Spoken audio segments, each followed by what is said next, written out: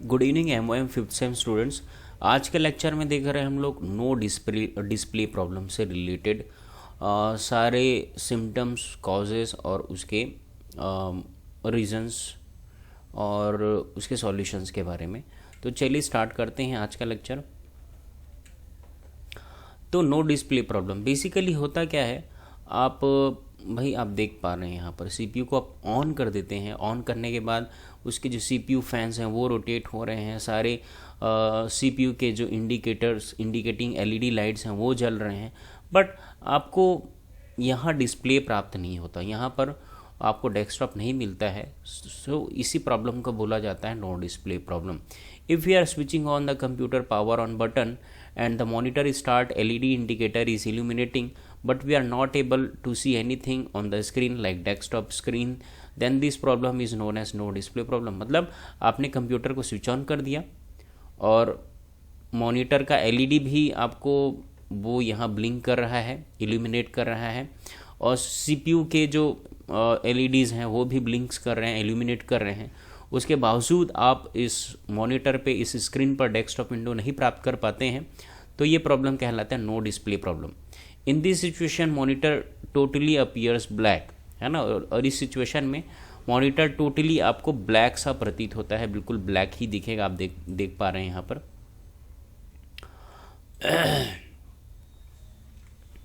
Causes solution of this error, तो देखो कौन कौन से काउजेस हो सकते हैं इसके। तो if the computer boots up but the screen goes black और blank after you log in, this may be an issue with the operating system. तो भाई आप कंप्यूटर को बूट करते हो और स्क्रीन जो है ब्लैक और ब्लैंक रहता है, और आप कंप्यूटर में लॉगिन करने के बाद, तो ये जो इशू है ऑपरेटिंग सिस्टम से रिलेटेड हो सकता है। An indication of the operating system not locating loading properly and being at fault is if you can see the mouse cursor on the screen and nothing else. अगर आपको पूरा monitor black है और उसमें आपको माउस का pointer display होता है उस ब्लैंक मॉनिटर में, तो आप कह सकते हो ये जो प्रॉब्लम है ऑपरेटिंग सिस्टम का प्रॉब्लम है, ऑपरेटिंग सिस्टम लोड नहीं हो पा रहा है। One of the main causes for this issue is corrupt system file preventing the operating system from loading, resulting in black और blank screen। तो भाई इसका जो मेजर कॉज हो सकता है, आपको जो ब्लैंक स्क्रीन प्राप्त हो रहा है, बिल्कुल ब्लैक स्क्रीन प्राप्त हो रहा है, तो इसका रीज़न ये हो सकता है कि जो ऑपरेटिंग सिस्टम के कुछ फाइल्स हैं वो करप्ट हो गए हैं, जिसकी वजह से ऑपरेटिंग सिस्टम जो है वो लोड नहीं हो पा रहा है। तो इसी वजह से आपको ब्लैक और ब्लैंक स्क्रीन प्राप्त हो रहा है। Restart Windows to see if it's temporary issue and resolve itself with a reboot. If the problem persist, erase your hard drive and reinstall Windows. तो भाई ऐसे सिचुएशन में जब आपको ऑपरेटिंग सिस्टम लोड नहीं हो रहा है, आपको ब्लैक सा स्क्रीन है और उसमें आपको माउस पॉइंटर दिख रहा है, तो ऐसे प्रॉब्लम को सॉल्व करने के लिए आप सिंपली मशीन को आप रीस्टार्ट कर सकते हैं, कंप्यूटर को रीस्टार्ट कर सकते हैं, माइट भी आपका प्रॉब्लम रिजॉल्व हो जाए।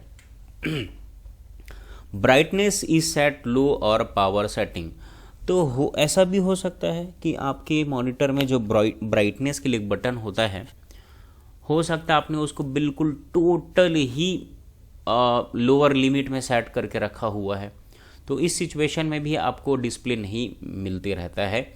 और आप हो सकता है कि आप उस चीज़ को नोटिस नहीं किए होंगे कि आपका जो ब्राइटनेस लेवल है मॉनिटर का वो लोअर लिमिट में सेट है, तो ये भी एक इशू हो सकता है।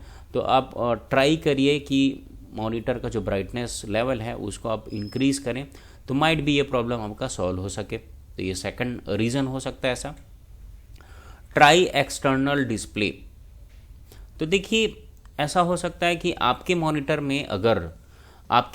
में अगर डिस्प्ले नहीं आ रहा है, तो हो सकता है कि आपका मॉनिटर ही ख़राब हो। तो ऐसा भी किया जा सकता है कि आप अपने सीपीयू से उस मॉनिटर को जो आपको ख़राब प्रतीत हो रहा है उसे आप निकाल दें और किसी दूसरा जो मॉनिटर है, डिस्प्ले है, उसे सीपीयू के साथ आप सेट करके एडजस्ट करके देखें। माइट भी ये जो प्रॉब्लम हो आपके मॉनिटर में हो, तो मॉनिटर में खराबी हो, उसकी वजह से आपका वो डिस्प्ले नहीं आ रहा होगा। तो ये एक रीज़न ये भी हो सकता है कि जिस मॉनिटर में आप अपने कंप्यूटर को ऑन किए हैं, हो सकता है वो मॉनिटर, वो डिस्प्ले ही खराब हो। System overheating. You can also check to see if the laptop is overheating. In most cases, a laptop shuts off when it overheats. However, it may only turn off the display by cutting power to the CPU. GPU, graphic processing unit. तो होता क्या है, कभी कभी आपका जो monitor है, sorry CPU है, वो ओवरहीट करने लग जाता है। तो जिसकी वजह से यहाँ बायोस में एक सेटिंग रहता है, वो जो ग्राफिक्स प्रोसेसिंग यूनिट है, मतलब हमारे मॉनिटर को वो कट ऑफ कर देता है, उसे बंद कर देता है। तो ये भी एक रीज़न हो सकता है डिस्प्ले नहीं आने का। अनदर हार्डवेयर इश्यूज़, तो भाई इनके अलावा और कौन कौन से हार्डवेयर हो सकते हैं, हार्डवेयर इश्यूज़ हो सकते हैं जिनकी वजह से display problem, no display problem है। If after following the steps above the laptop still has a black और blank screen, there is a hardware issue. The list below display the most common hardware failure. तो भाई above जो भी हमने problems देखे उनको हमने मॉनिटर को रिप्लेस करके देख लिया, रीस्टार्ट करके देख लिया, तो स्टिल अभी भी वो प्रॉब्लम परसिस्ट कर रहा है आपके मशीन में, तो ये नीचे जो मेंशन्ड है वो आपको प्रॉब्लम्स हो सकता है। तो देखते हैं, आइए वो क्या क्या है। Check the power cords on the computer and monitor. Both hands of each power cord must be securely in place. Also inspect the cord for damage. Replace a damaged cord immediately. तो देखिए, जो power cord आप use कर रहे हैं monitor के साथ में, पावर केबल यूज़ कर रहे हैं, आप देख लीजिए बोथ हैंड को कि एक हैंड आपके मॉनिटर में प्रॉपरली वो कनेक्टेड है कि नहीं, या तो पावर सप्लाई से वो प्रॉपरली कनेक्टेड है कि नहीं।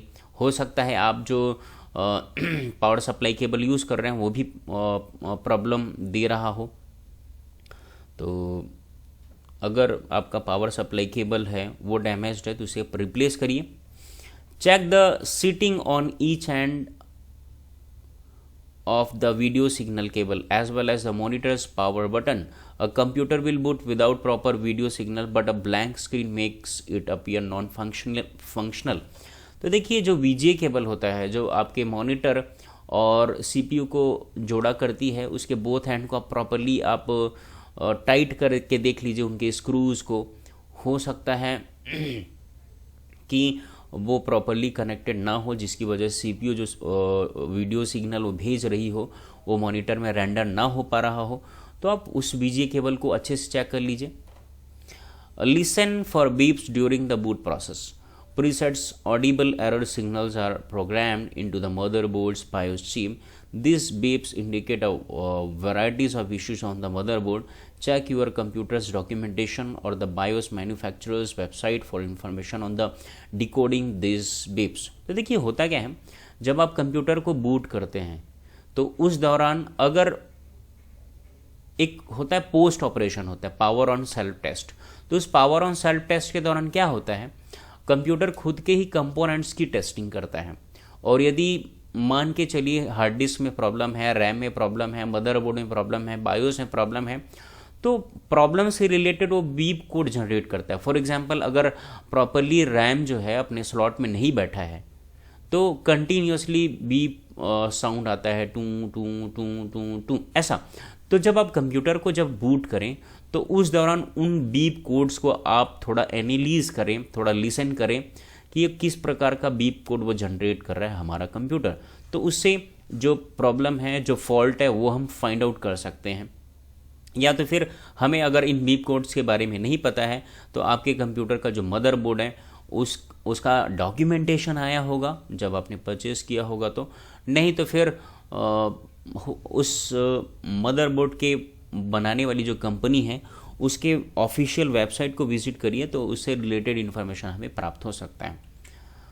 RAM needs to be clean. कभी कभी क्या होता है, रैम में डस्ट आ जाने की वजह से, कार्बन आ जाने की वजह से भी हमें डिस्प्ले सिग्नल नहीं प्राप्त होता है। तो ऐसे सिचुएशन में भी हमें जो रैम चिप है उसे मदरबोर्ड से उसे डी अटैच करके उसके टीथ्स को, उसके स्लॉट्स को हमें ब्रश से क्लीन करना चाहिए प्रॉपरली, तो माइट भी इससे भी प्रॉब्लम रिजॉल्व हो जाए।